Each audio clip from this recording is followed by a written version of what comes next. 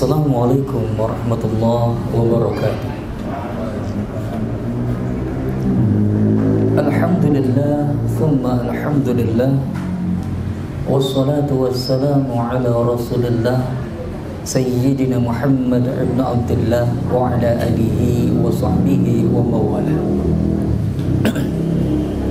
Asyhadu an la ilaha illallah wahdahu la syarika lah, wa asyhadu anna Muhammadan abduhu wa rasuluhu la nabiyya ba'dah. Allahumma salli ala Muhammad wa ala ali Muhammad, la hawla wa la quwwata illa billah, amma ba'd. Faya al-hadirun ittaqullah kama qala ta'ala, a'udzu billahi minasy syaithanir rajim. Ya ayyuhalladzina amanu taqullaha haqqa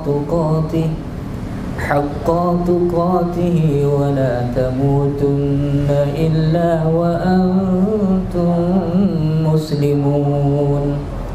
Wa qala fi ayatin ukhra, ya ayyuhalladzina amanu taqullaha wa qulu qawlan sadida yuslih lakum a'malakum wa yaghfir lakum dhunubakum wa may yuti'illaha wa rasulahu faqad faza fawzan 'azima.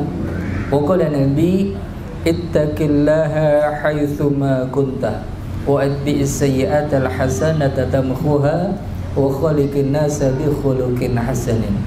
Allahumma la sahla illa ma ja'altahu sahla wa anta taj'alul hazna idza syi'ta sahla.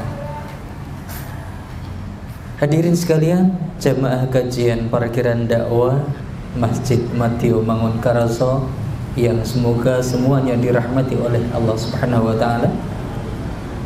Puji syukur kita panjatkan kehadirat Allah atas segala nikmat yang Allah karuniakan kepada kita. Banyak sekali kenikmatan yang Allah karuniakan kepada kita, sehingga kita tidak akan mungkin mampu menghinggakannya, tidak akan mungkin mampu menghitungnya. Wa in ta'uddu ni'matallahi la tuhsuha. Firman Allah di dalam surah An-Nahl ayat 18. Jemaah sekalian yang dirahmati oleh Allah Subhanahu wa taala, sedemikian banyak kenikmatan yang diberikan oleh Allah kepada kita, maka wajib bagi kita untuk mensyukurinya atas segala nikmat yang Allah karuniakan itu di dalam hati kita.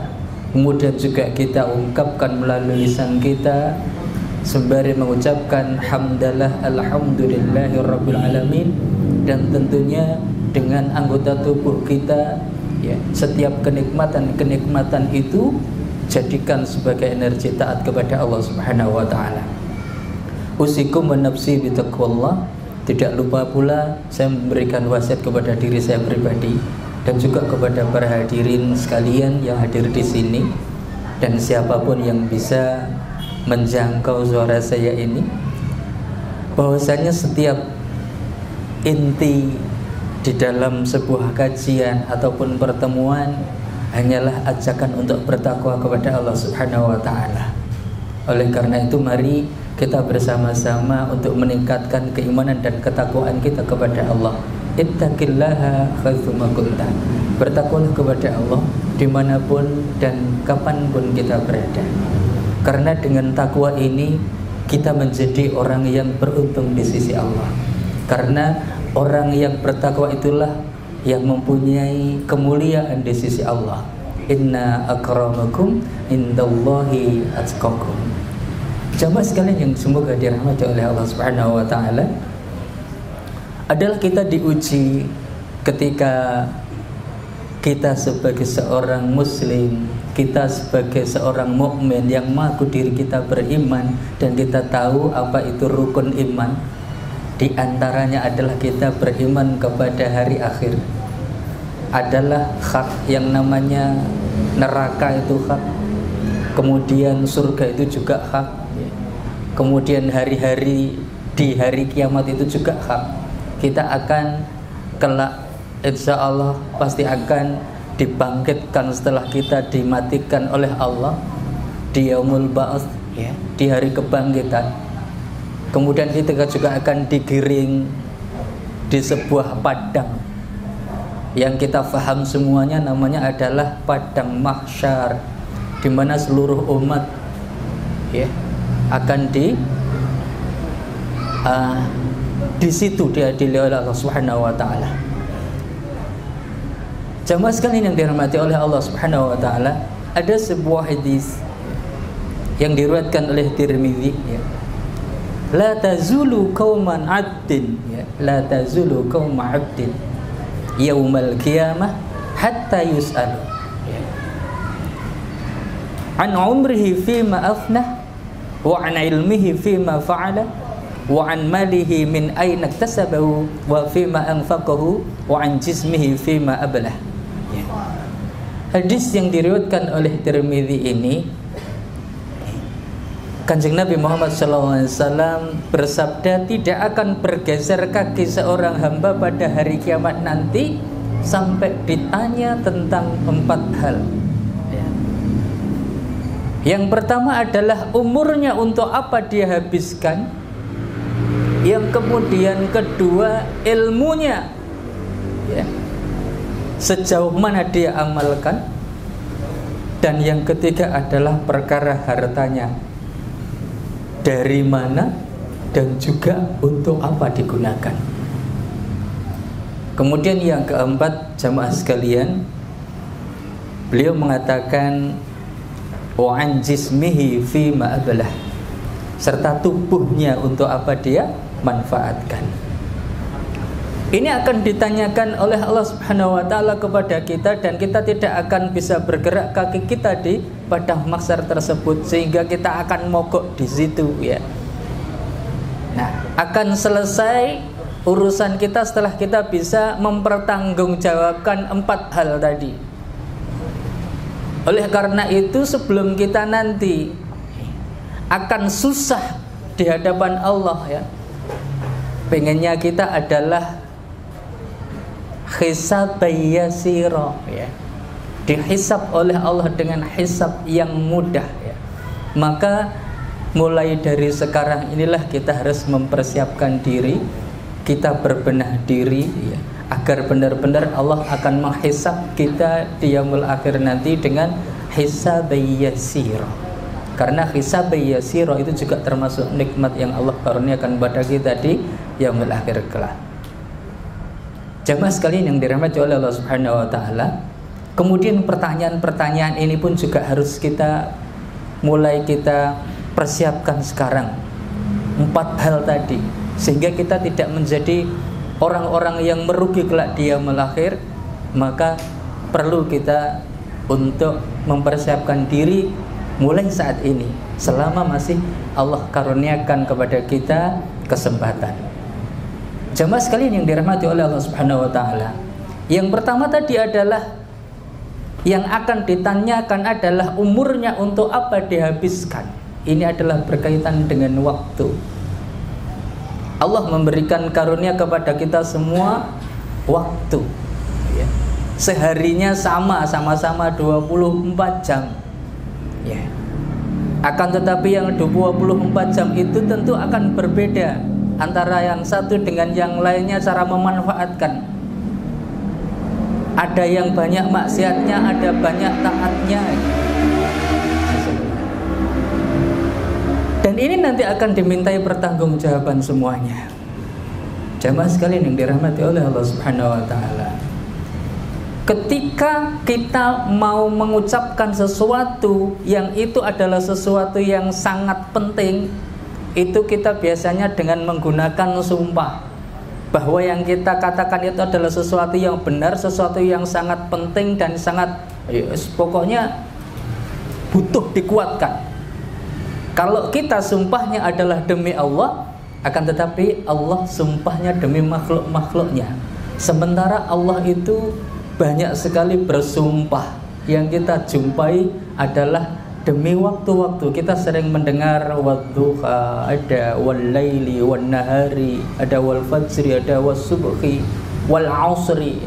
Banyak sekali bersumpahnya Allah dengan menggunakan waktu, yang mana kita sering abai terhadap waktu ini. Allah bersumpah saja menggunakan banyak waktu tersebut, betapa ya, itu kan berarti betapa urgennya perkara waktu, dan itu pun kelak juga akan diminta pertanggungjawaban di akhirat kelak. Jamaah sekalian yang dirahmati oleh Allah Subhanahu wa taala.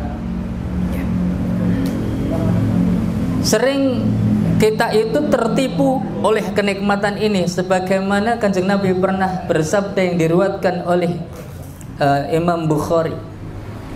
Ada dua kenikmatan yang banyak sekali manusia itu tertipu, yaitu adalah nikmat sehat dan nikmat waktu luang, waktu senggang.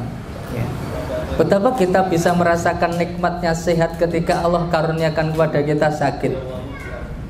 Kita sering tertipu itu ketika kita berikan sehat, tapi kita jarang menggunakan untuk taat, atau paling tidak kita terlena oleh kesehatan tersebut. Padahal Allah memberikan kesehatan itu banyak sekali skalanya dibanding sakitnya. Ketika Allah memberikan kita 1 bulan yang 30 hari, diberi sakit berapa hari? Atau kadang di sebulan itu tidak sakit. Dalam setahun kadang mungkin tidak sakit, ya nek paling mau cuma pilek-pilek tok, ya bukan corona ya. Tapi adalah ketika kita diberi waktu yang semacam, ya sampai sekarang lah, kata Mas Dedi usia berapa? 50 sampun nonton? Oke lorone apa sehat ya? Oke sehat ya?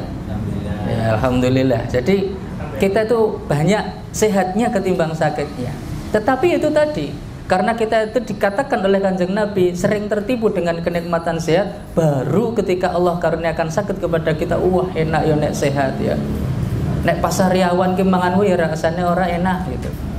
Pas lagi gerges-gerges itu ketika mau pergi ke masjid ya, walaupun dapat rusuh, boleh kita itu tidak kerep ke masjid kalau kita sakit, dan kita juga akan mendapatkan pahala yang sama nek kulinone pergi ke masjid ya. Akan tetapi betapa ketika kita itu membaca Al-Qur'an akan terasa nikmat ketika kita sehat gitu. Tetapi ketika pas Allah karuniakan sehat lali. Jamaah sekalian dirahmati oleh Allah Subhanahu wa taala. Kemudian yang kedua adalah waktu. Umur kita digunakan untuk apa? Ini yang nanti akan ditanyakan oleh Allah Subhanahu wa taala. Karena panjang pendeknya umur seseorang itu juga bukan jaminan surga ataupun neraka. Kanjeng Nabi Muhammad SAW itu pernah ditanya oleh seorang badui, wahai Rasulullah SAW, siapakah sebaik-baik manusia itu? Maka beliau menjawab, yakni siapa yang umurnya itu panjang dan baik amalannya. Dan seburuk-buruk manusia adalah yang umurnya panjang dan buruk pula amalnya. Hadis ini diriwayatkan oleh Tirmidzi.